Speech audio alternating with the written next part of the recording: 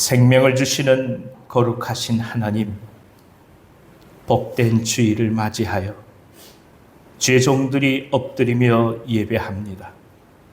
죄와 어두움이 떠나가고 빛과 생명이 가득한 예배가 되게 하여 주시옵소서.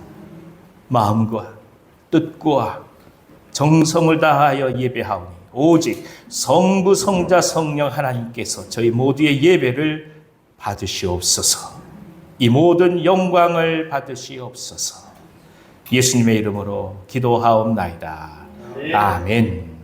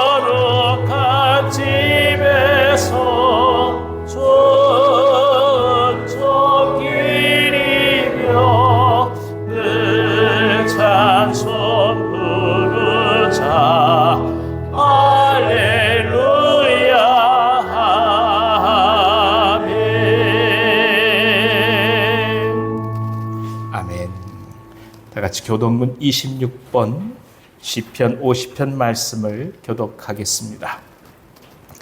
내 백성아 들을지어다. 내가 말하리라. 이스라엘아 내가 네게 증언하리라. 나는 하나님 곧 내 하나님이로다. 나는 내 죄물 때문에 너를 책망하지는 아니하리니 내 범죄가 항상 내 앞에 있으리로다. 내가 내 집에서 숫소나 내 우리에서 숫염소를 가져가지 아니하리니 이는 상님의 짐승들과 무사람의 가축이 다 내 것이며 산의 모든 새들도 내가 하는 것이며 들의 짐승도 내 것임이로다. 내가 가려 주려도 내게 이르지 아니할 것은 세계와 거기에 충만한 것이 내 것이로다. 내가 숫소의 고기를 먹으며 염소의 피를 마시겠느냐? 감사로 하나님께 제사를 드리며 지존하신 이에게 내 소원을 갚으며 환난 날에 나를 부르라. 내가 너를 건지리니 내가 나를 영화롭게 하리로다. 아멘. 아멘. 자리에 앉으셔서 찬송가 95장 하나님께 찬송하겠습니다.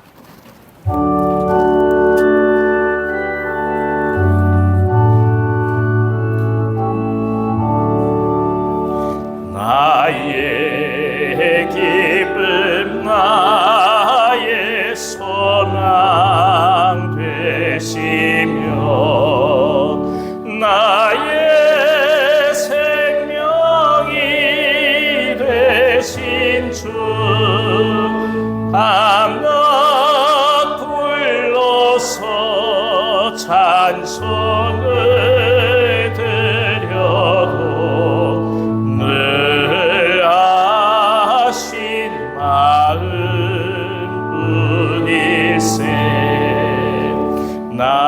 나의 사모하는 선한 목자들 어느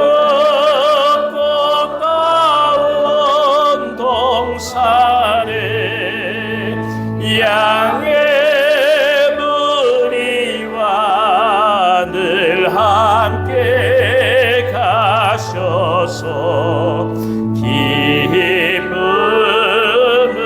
함께 하실까. 길도 없이 거친 넓은 들에서 갈 길 못 찾아 애쓰며 이리 저리로 헤매는 내 모양 저 원수처럼 간주하겠습니다.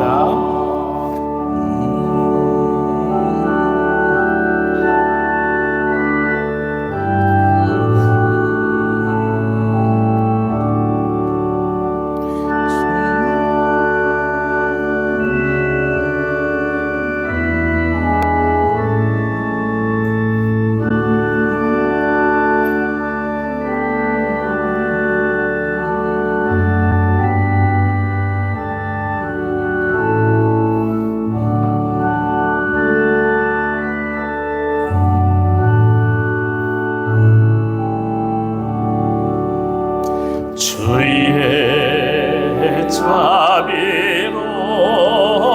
자비롭고와 평한 얼굴 모든 천사도 반기며 주의 놀라운 진리의 말씀에 천지가 화답하도다. 나의 진정 사모하는 예수님 음성조차도 반갑고 나의 생명과 나의 참 소망은 오직 주 예수 뿐일세.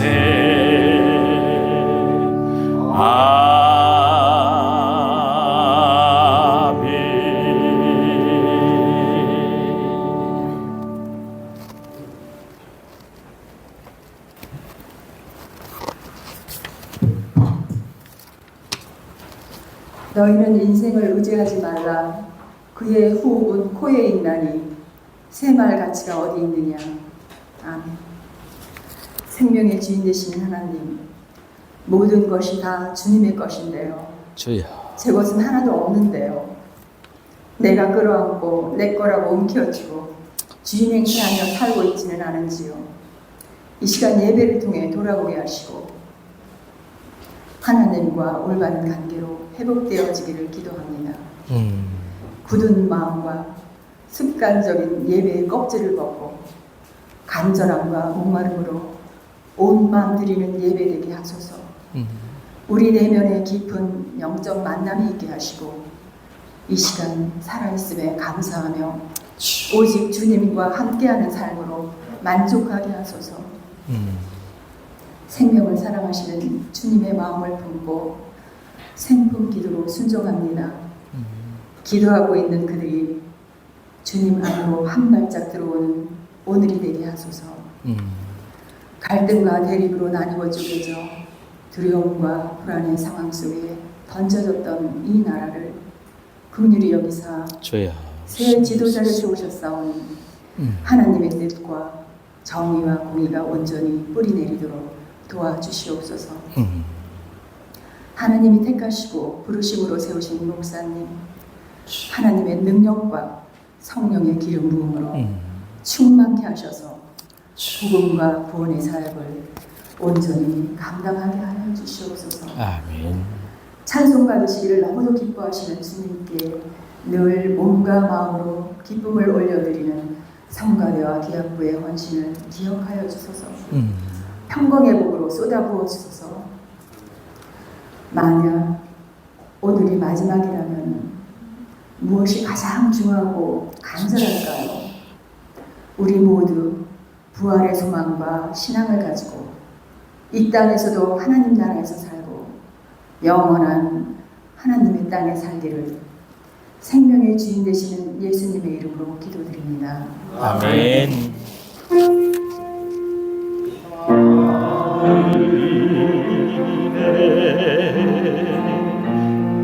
대신 아버지 이름 거룩 하사 주님 나라 임하시고 뜻이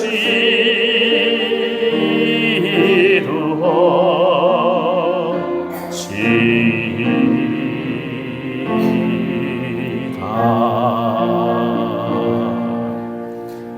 일용할 양식 주시고 우리들의 그 죄 다 용서하옵시고 또 시험에 들게 마시고 악에서 구원하소서. 내게 주의 나라 주의 권세 주의 영원히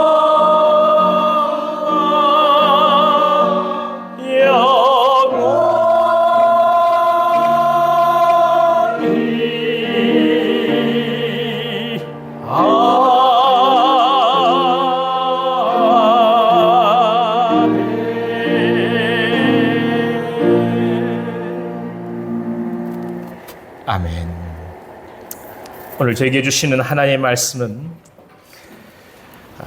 신약성경 마가복음 2장 1절에서 12절까지의 말씀입니다. 마가복음 2장 1절에서 12절까지의 말씀입니다. 제가 가지고 있는 성경으로는 신약성경 54면에 있습니다.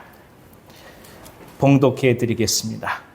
수일 후에 예수께서 다시 가버나움에 들어가시니 집에 계시다는 소문이 들린지라 많은 사람이 모여서 문 앞까지도 들어설 자리가 없게 되었는데 예수께서 그들에게 도를 말씀하시더니 사람들이 한 중풍병자를 네 사람에게 메워가지고 예수께 올세 무리들 때문에 예수께 데려갈 수 없으므로 그 계신 곳에 지붕을 뜯어 구멍을 내고 중풍병자가 누운 상을 달아내리니 예수께서 그들의 믿음을 보시고 중풍병자에게 이르시되 작은 자야 내 죄의 사함을 받았느니라 하시니 어떤 서기관들이 거기 앉아서 마음에 생각하기를 이 사람이 어찌 이렇게 말하는가 신성모독이로다 오직 하나님 한 분 외에는 누가 능히 죄를 사하겠느냐.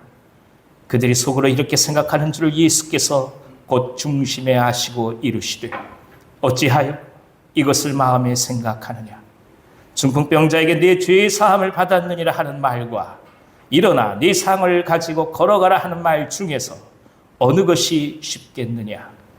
그러나 인자가 땅에서 죄를 사하는 권세가 있는 줄을 너희로 알게 하려 하노라 하시고 중풍병자에게 말씀하시되 내가 네게 이르노니 일어나 네 상을 가지고 집으로 가라 하시니 그가 일어나 곧 상을 가지고 모든 사람 앞에서 나가거늘 그들이 다 놀라 하나님께 영광을 돌리며 이르되 우리가 이런 일을 도무지 보지 못하였다 하더라. 아멘. 아멘.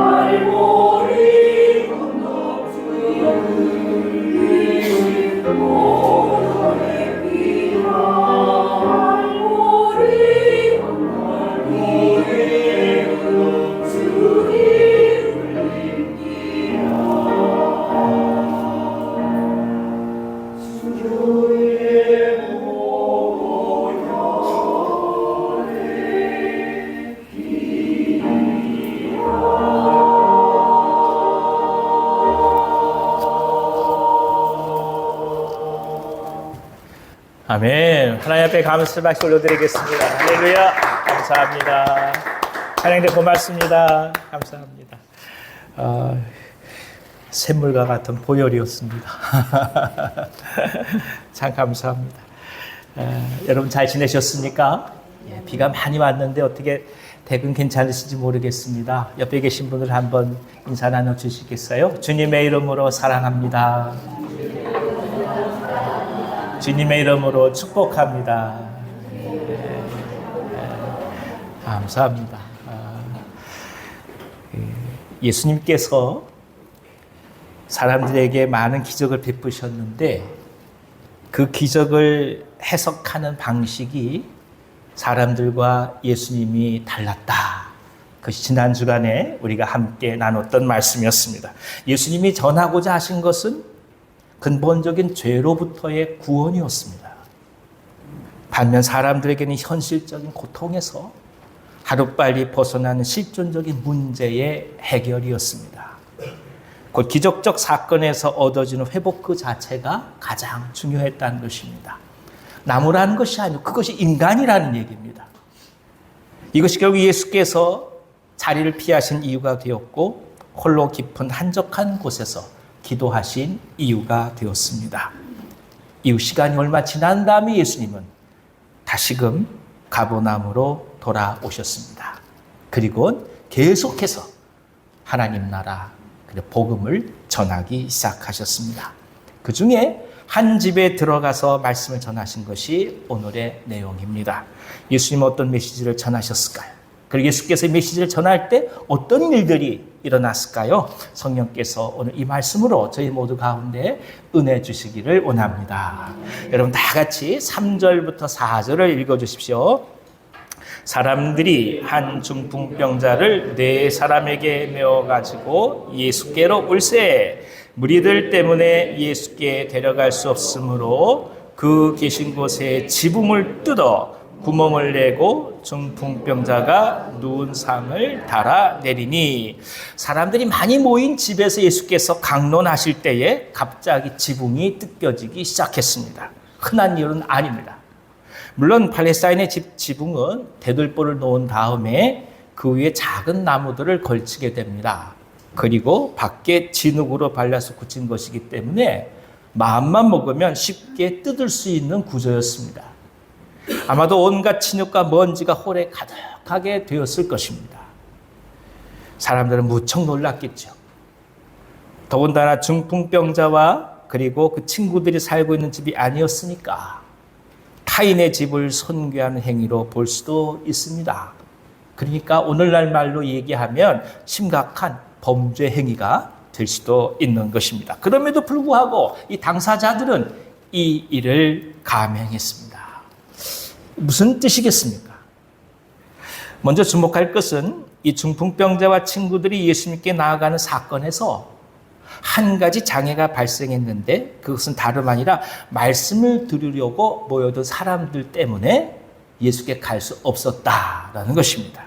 지나가는 사람들이 아니에요. 어떤 사람들입니까? 예수님께 말씀을 듣고 회복을 원하고 치유를 원해서 찾아온 사람들입니다. 그러니까 오늘날 말로 표현하면 예수 믿는 사람들이 오히려 예수님께 나아가는 다른 사람들을 막고 있는 것과 같은 그런 아이러니한 상황이 펼쳐진 겁니다. 굉장히 많은 시사점을 던져져요. 주님을 만나고 싶은데 왜 못 만난다고요? 예수 믿는 사람들 때문에. 이 점이 주님께 나아가는 데 있어서 인내심을 잃게 하는 중요한 원인이 될 때가 많습니다. 종종 사람들은 보다 더 신사적이고 고상한 상황 속에서 주님을 만나고자 할 때가 많습니다. 종교 생활, 교회 생활, 또 신앙생활을 말하고 생각할 때는 이상적인 상황을 염두에 둘 때가 많습니다. 하지만 실제로 신앙생활은 무엇입니까? 몸을 부딪힐 때도 있고 땀을 흘릴 때도 있고 의견이 달라서 갈등할 때도 있고 조정할 때도 있고 포기하고 물러설 때도 있습니다. 그러니까 여기 앉아 계신 모든 분들 이미 승리하시고 오신 거예요. 우리가 주차할 때 거의 운전면허 시험 보는 것 같잖아요. 여러분은 아니신 것 같아요. 저는 아직까지도 면허 시험 보는 것 같아요. 무슨 말이겠습니까? 그러니까 하나님께 나아간다고 하는 것이 구름 타듯 양탄자 타듯 그렇게 가는 게 아니라는 거예요. 현실적으로 하나하나 넘어가야 될 산들이 있어요. 그러니까 그것을 이상하게 여기서는 안 된다는 거예요.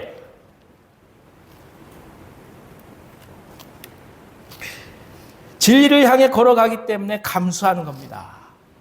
비좁다고 할지라도 주님께 끝까지 나아가는 것이 그래서 중요합니다. 왜냐하면 우리는 지금 완성된 하나님 나라에 있는 것이 아니라 하나님 나라를 이루어가는 과정이 있기 때문입니다. 우리는 언제나 예배당에 올 때 완성된 그 누군가가 우리를 맞아주기를 기대해요. 적어도 누군가가 내가 갔을 때 교회당 안에서 믿는 사람이라고 있는 그분들은 내가 생각한 이상적인 그리스도이길 바라는 거예요. 근데 실제로 그렇나요? 아니에요. 우리는 과정 중에 있는 거예요. 주님의 사람으로 만들어져 가는 과정 중이에요. 하나님 나라 속에서 하나님의 놀라운 복음의 능력을 우리 가운데 체험해 가면서 성화를 이뤄나가는 그런 과정 중에 있는 사람들이에요. 그러니까 언제나 기억해야 될 것이 있어요. 이상적으로 생각하는 우리의 생각이 현실에 있어서 우리가 걸어가야 될 길을 막을 때가 많다는 거예요. 그 이상이 사회를 뒤집잖아요. 어떤 이상적인 내가 생각하는 그 생각이 사람들을 뒤집어 버리잖아요. 얼마나 많은 사람들이 아픔을 겪고 고통을 겪겠습니까? 항상 기억할 것이 있어요. 내가 바라고 있는 모든 것들이 완벽한 것을 기대하지 말라는 거예요. 왜냐? 우리 인간이기 때문이에요. 그 무슨 뜻이겠어요? 죄 짓는 인간인 거예요. 우린 다 죄인으로서 이 땅 가운데 오는 거예요.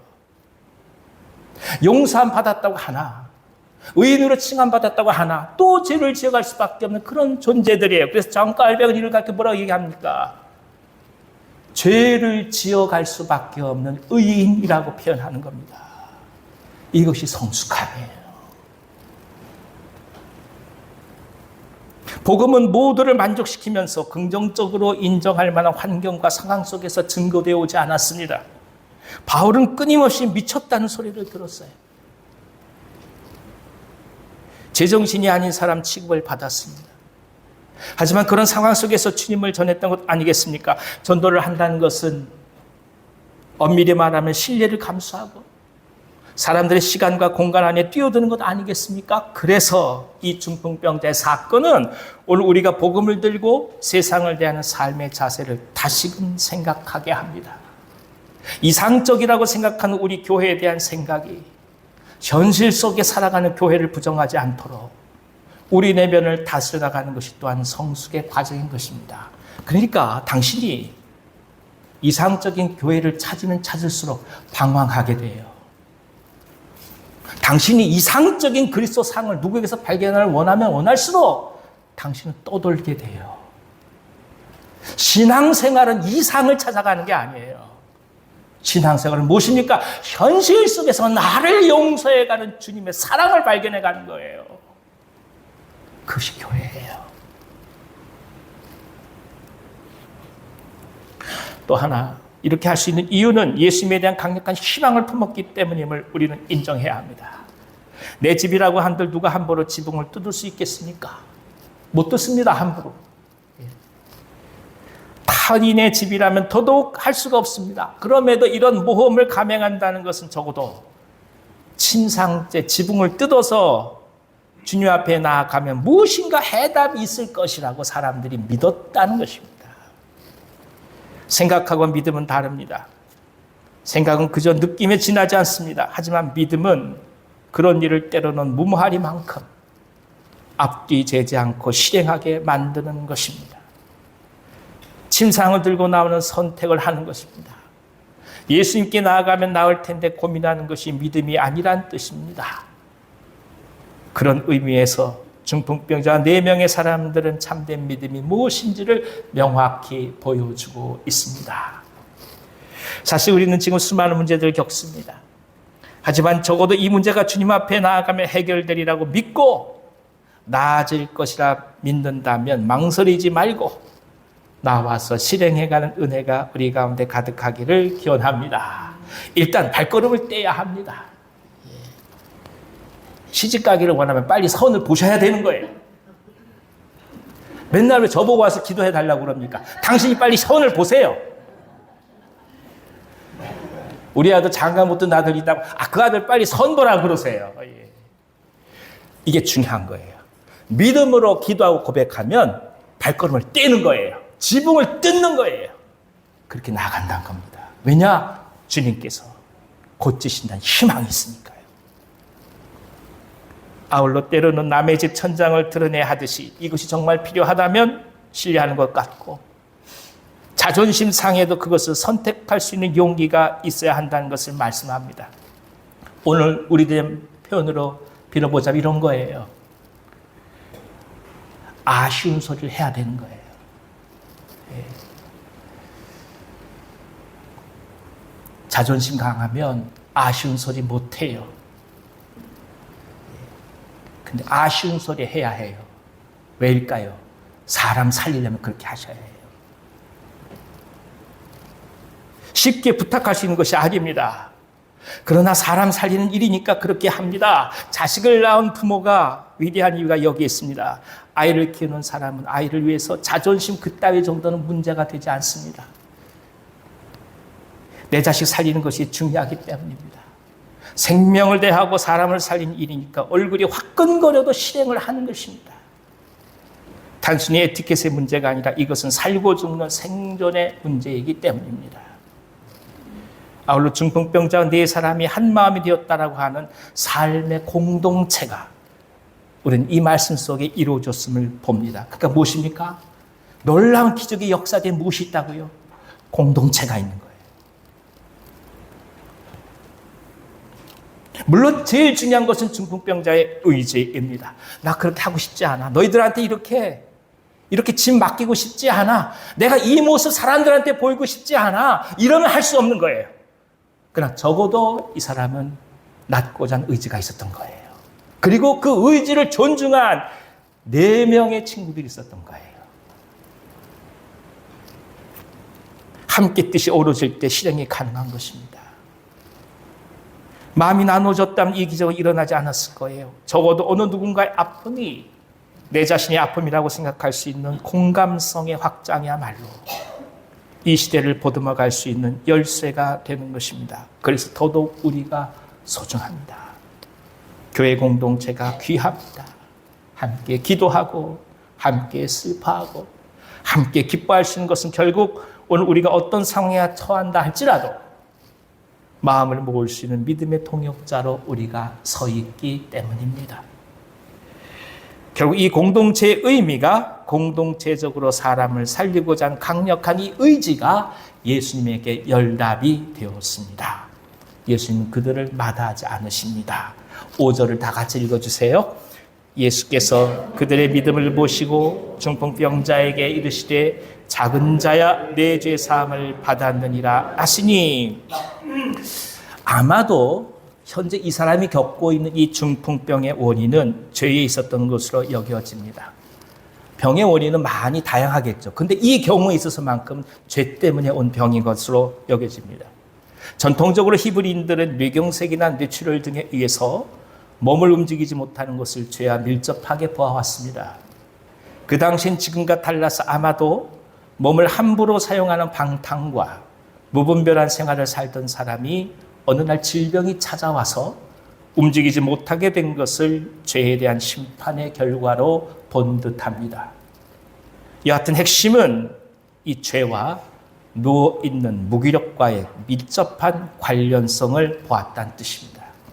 이것은 사실 오늘의 우리들의 영성 가운데도 깊은 영향을 주는 말씀입니다. 일반적으로 육신과 정욕에 얽힌 죄가 들어오기 시작하면 대부분 경우 심각하게 그리스도인들은 무기력에 빠지기 쉽습니다. 특히 양심의 화인을 맞지 않는 한 성적인 범죄가 들어오게 되면 어느 순간 무기력에 빠집니다. 갑자기 의미가 없어지고 의욕이 상실되고 아무것도 하기 싫고 그저 자리에 누워있을 때가 많습니다. 특별히 젊은이들에게 심해요.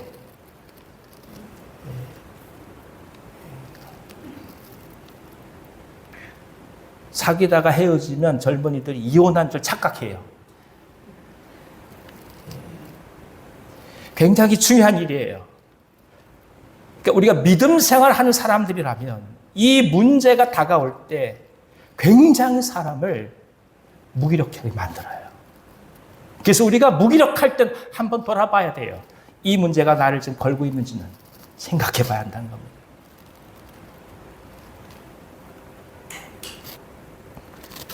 아무것도 하기 싫습니다. 그냥 누워만 있고 싶어요. 하는 일이 잘 되지 않고 상처를 받아서 무기력한 게 아니에요. 사람의 영혼이 무기력해지는 거예요.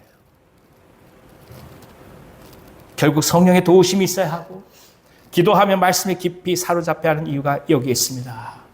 말씀이 있어야 죄와 저항할 수 있고 죄와 싸울 수 있고 오늘 무엇을 해야 할지가 결정됩니다. 그리고 그것이 결정되어야 오늘 사는 이유와 목적이 분명해지기 때문입니다. 왜 기도하냐고요? 살려고 하는 거예요. 왜 정기적으로 기도하냐고요?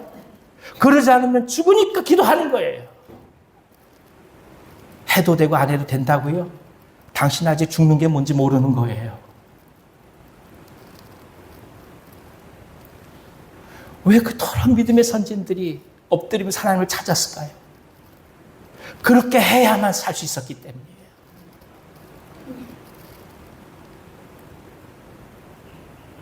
단순히 느낌이나 감정 상태를 말하는 것이 아닙니다. 삶에 대한 용기와 의지적인 활력이 전제되기에 드리는 말씀입니다. 오늘 무기력하지 않으려면, 오늘 의미가 없다고 방황하지 않으려면 주님의 말씀에 붙들려야 합니다. 그 말씀에 간직하고 오늘을 부딪혀 가며 나아가는 것입니다. 그래야 일어설 수 있습니다. 이 중풍병자는 예수님의 말씀을 듣고 자기가 왜 이렇게 무기력한지 그 이유를 비로소 알게 된 것입니다. 내가 왜 아파야 돼요? 내가 왜 무기력해야 돼요? 내가 왜 중풍병에 걸려서 사람들 눈에 이렇게 보여야만 돼요? 라고 얘기하던 이 사람이 자기 안의 문제를 보기 시작하는 거예요. 그러니까 이 사람에게서 치유의 첫 번째는 무엇입니까? 왜 그런지에 대한 근본적인 자신의 문제를 보게 될 때 치유가 시작되는 거예요. 사람의 생각은 언제나 드러나는 현상이 호전되는 거예요. 그러나 하나님의 나라는 드러나는 현상이 있는 게 아니에요. 그런 현상이 일어날 수밖에 없어 내 자신의 문제가 무엇인지 말씀의 거울에 비춰보게 한다는 뜻입니다.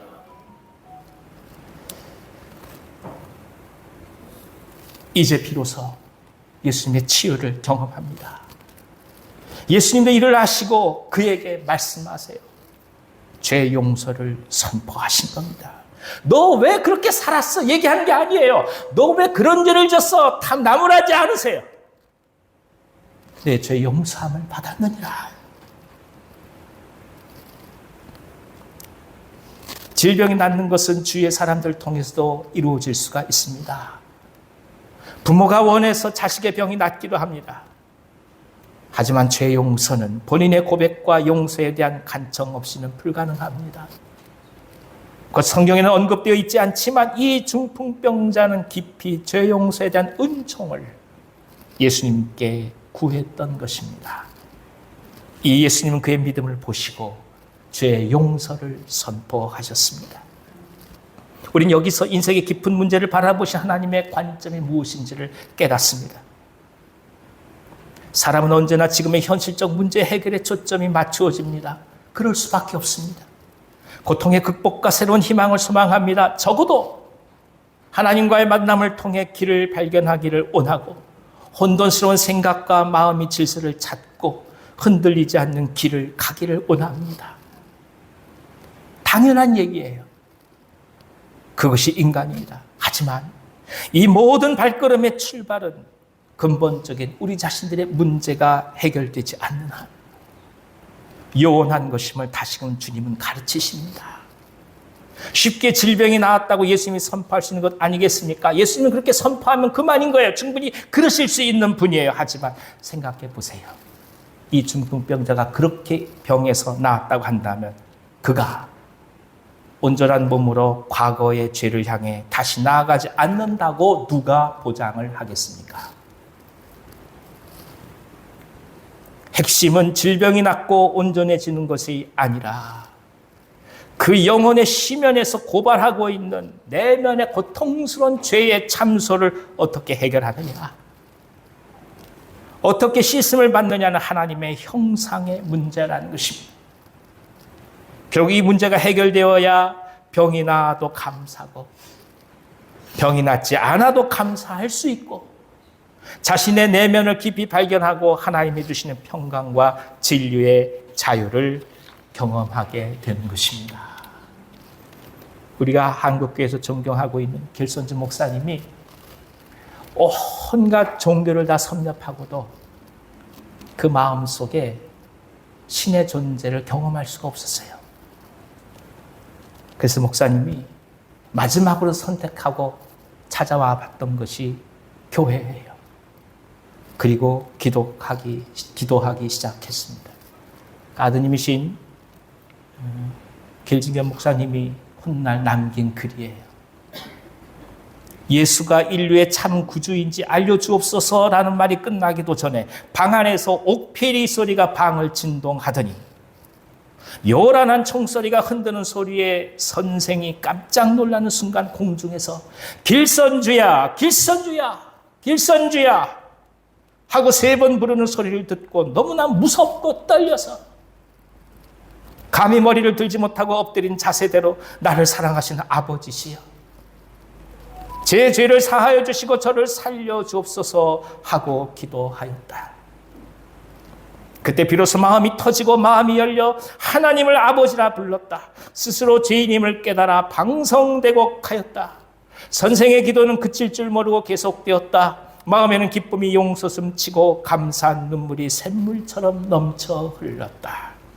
예수가 구주임을 알게 해달라고 상제께 기도드릴 때 하나님을 아버지라고 부르는 그 순간에 선생은 그 자신이 그리스도의 포로가 된 것이다. 그 아드님 쓰신 글이에요. 하나님을 알게 해달라고, 내가 사는 목적이 뭔지를 알게 해달라고 간절히 기도했을 때 그가 하나님을 만난 그 경험 속에서 드러났던 거, 제 죄를 사해 주십시오. 나라는 인간이 무엇인지를 이제 당신 앞에서 보게 되었으니 이제 부인할 수 없게 되었습니다. 이 고백 아니겠습니까?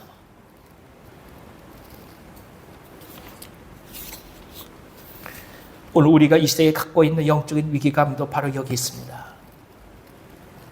단순히 교인이 줄어들고 교회가 줄어든다는 것만이 위기가 아니에요. 생활이 어려워지고 경제적으로 힘들다는 것만이 위기가 아닙니다. 정말 위기는 우리 내면의 근본적 죄의 문제를 더 이상 깊이 만지려고 하지 않는다는 거예요. 현실적 필요와 문제 해결 앞에 새로운 방법만을 탐구하려고 하는 것, 그것이 가장 큰 위기가 되어버리고 말았습니다. 전통적인 세상의 리더십은 그래서 희망을 발견해내고 의미와 용기를 불러일으키는 것에 있습니다. 하지만 그리스도 교회의 리더십은 내밀하게 도사리고 있는 죄의 문제가 드러나 예수님의 보혈로 씻음을 받아 전제의 회복을 통해 희망을 찾아가는 해방의 리더십인 것입니다. 우리의 희망은 희망을 가져야 한다는 당위성에서 출발하는 것이 아닙니다. 그것은 그리스도의 보혈이 오늘 우리들의 죄를 용서하셨기에 용서받으며 기쁨 가운데 세상으로 파송되는 자유로부터 출발한 희망입니다. 그래서 더더욱 예수님의 선포를 통해 우리는 오늘 우리들의 삶의 자리에서 어떻게 그리스도인으로 살아가야 하는지를 깨닫게 됩니다. 그러니 매일매일 우리의 내면을 주님 앞에 내어놓으면서 온전한 용서받음으로 참된 자유를 누리시기를 기원합니다. 다른 것보다 이것이 중요해요. 왜 교회가 존재하느냐고요?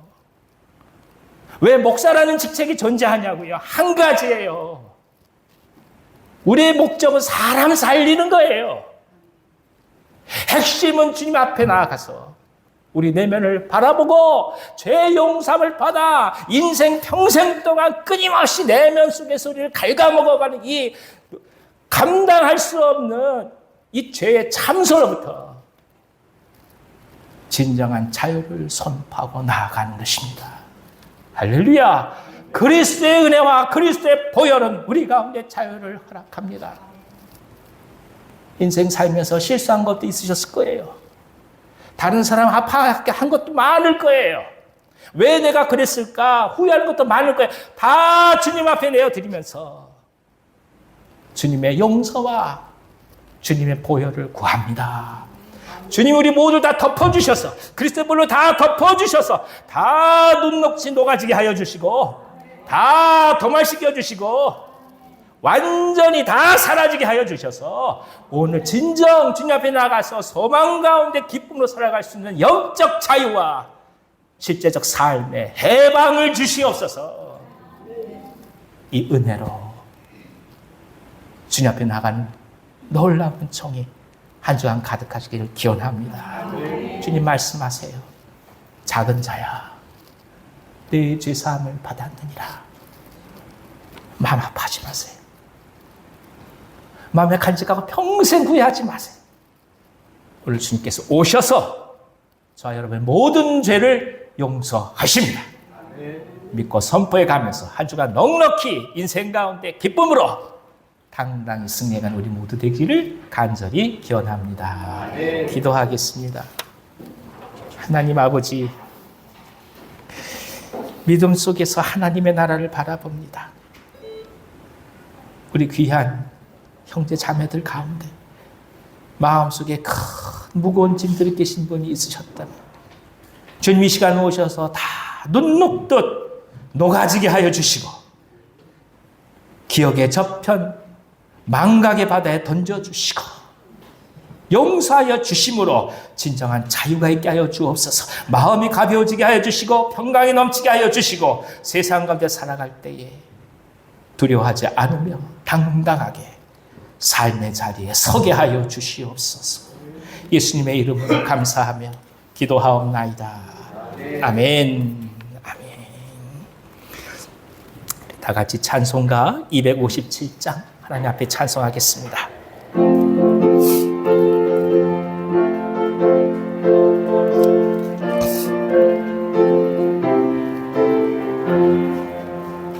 마음에 가득한 의심을 깨치고 지극히 완평한 마음으로 찬송을 부르는 어린 양 예수의 그 피로 속죄함 얻은데 속죄함 속죄함 주 예수 내 죄를 속했네 할렐루야 소리를 합하여 함께 찬송하세 그 피로 속죄함 얻었네 금이나 은같이 없어질 보배로 속죄함 받은 것 아니오 거룩한 하나님 어린 양 예수의 그 피로 속죄함 얻었네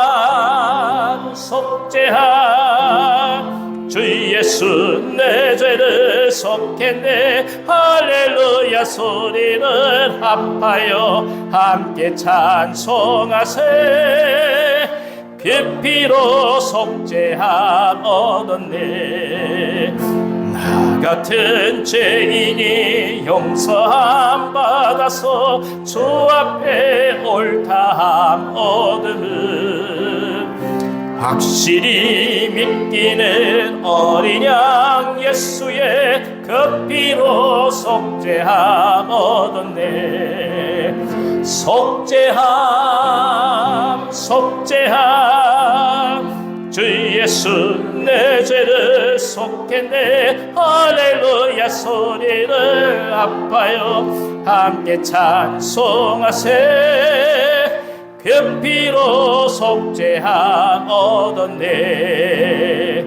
거룩한 천국에 올라간 후에도 넘치는 은혜의 찬송을 기쁘게 부르는 어린 양 예수의 그 피로 속죄함 얻었네 속죄함 속죄함 주 예수 내 내 죄를 속했네. 할렐루야. 소리를 합하여 함께 찬송하세. 그 피로 속죄함 얻었네. 아멘. 교회 소식을 알려드리도록 하겠습니다. 여러분 주보 뒷면에 보시면 생품 기도하시는 분들과 대상하시는 분들 명단을 적어놨습니다. 그러니까 이 주보들 꼭 한번 갖고 다니십시오. 그래서 항상 때가 있을 때마다 여러분 기도하시면서 하나님 앞에 간구해 주시기를 바랍니다. 더 기도하실 분들이 계시다면 사무실로 말씀해 주십시오. 그러면 계속해서 명단을 추가하도록 하겠습니다. 또 우리 밴드에도 주보가 계속 올라가니까 주보가 없으신 분들은 밴드 주보를 참조하셔서 기도해 주시기 바랍니다. 금요 기도회가 계속되고 있습니다. 먼 곳에서 오시는 분들로 인해서 우리가 함께 기도하는 시간을 마련한 것이 8시 30분입니다. 그래서 조금 또 늦으시다 생각하시는 분도 계실 수 있을 터인데 저희가 이곳에서 한 7시 반부터 모든 예배 준비를 다 해놓습니다. 그러니까 늦다고 생각하시는 분들은 미리 좀 오셔서 함께 기도하시고 그리고 금요 기도에 참여하시길 바랍니다. 감사합니다. 우리 다 같이 630장 찬송하시면서 하나님 앞에 봉헌하도록 하겠습니다. 자리에 일어서셔서 봉헌하겠습니다.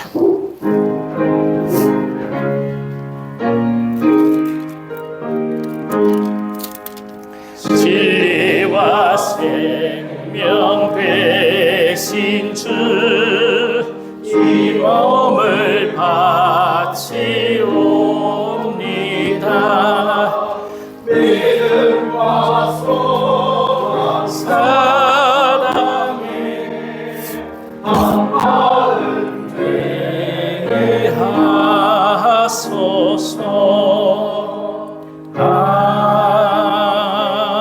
아멘.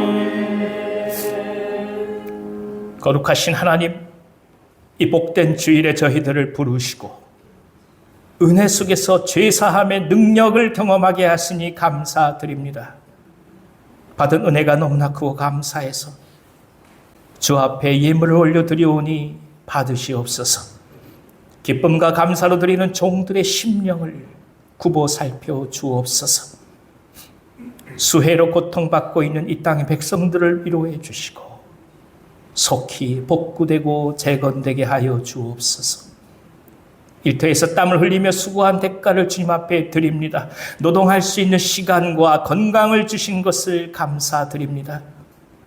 섬기는 사업장의 복을 허락해 주시고 가야 할 길에 함께하여 주시고 지혜를 주셔서 어려운 때 슬기롭게 극복하도록 주여 도와주옵소서. 필요에 따라 채워주시며 간구하는 기도 제목들이 아름답게 결실하도록 도와주옵소서. 자녀들의 앞날에 함께하여 주셔서 이 땅이 감당하지 못할 하나님의 아들, 딸 되게 하여 주옵소서. 질병 중에서 하나님의 치유를 간구하는 환우들이 있습니다. 주여 바라오니 아픈 곳마다 성령께서 함께하여 주시고 안수하여 주셔서 고통스러운 마음 가운데 오히려 우리 주님의 사랑과 평강의 손길이 임재하게 하여 주옵소서. 멀리 타지에서 주님께 나가는 종들이 있습니다. 군문에 있는 종들을 붙들어 주셔서 무사히 기쁨으로 다시금 만나게 하여 주옵소서. 생명을 품는 기도로 섬기는 대상자들을 축복하여 주시고 저들의 마음이 그리스도의 은혜로 옥토가 되는 역사가 있게 하여 주시옵소서. 11조로 감사헌금으로 선교헌금으로 생명의 빵 헌금으로 구제헌금으로 헌당헌금으로 장학헌금으로 생일헌금 등 각종 모습으로 종들이 주 앞에 나아갑니다. 드린 손길을 축복하여 주셔서 필요한 모든 것들을 헤아려 주시며 채워주시고 차고 넘치는 은혜가 있게 하여 주옵소서. 빛이 못하게 영상으로 참여하시는 분들, 주 앞에 예물을 올려드리고자 하지만 여의치 못한 분들 함께하여 주셔서 저희 모두와 동일한 은혜로 축복하여 주시옵소서. 예수님의 이름으로 기도하옵나이다. 아멘. 아멘.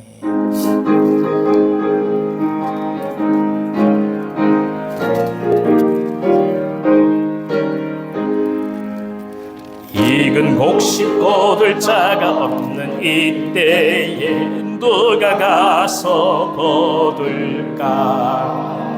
내가 어찌 게으르게 앉아 있을까? 어서 가자 밭으로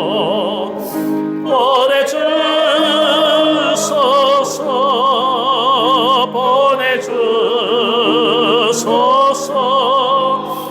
제단 숯불 내 입술에 대니 어찌 주저할까? 주여 나를 보내주소서. 주가 나를 부르시니 언제 어디나 기뻐 가서 일하리. 주가 명령 내리실 때 능력 받아서 기뻐 거두리로다. 보내주소서.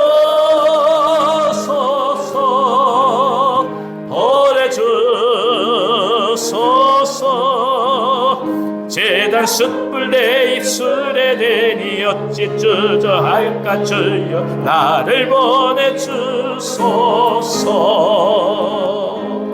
아멘.